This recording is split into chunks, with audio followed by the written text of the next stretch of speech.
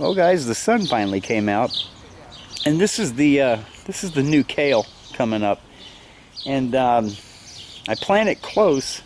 Kale's a hardy plant, but I don't want it competing with itself, so I thin them just a little bit. And there's more than enough kale growing there to kill any weeds that are wanting to sprout. That sunflower right there may make it, but I don't know, but I'm going to leave it alone. But the way I weed a wide, thickly planted row like this, so I just use a garden rake. It's basically just comb it through, and it may seem savage, but the plants recover from this.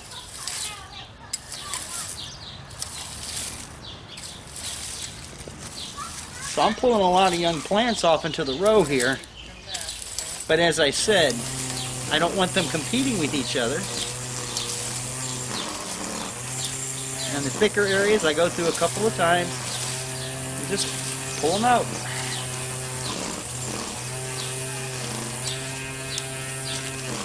And it's going to work my way down this short row doing that.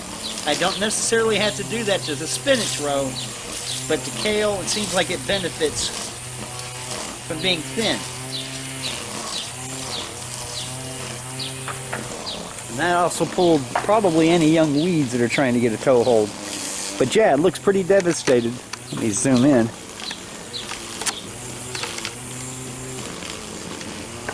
It looks pretty devastated right now, but they'll pop right back up, and we're going to have a good patch of kale. But I do this with the real thick, wide rows like that, or else nothing does well, because there's just too many.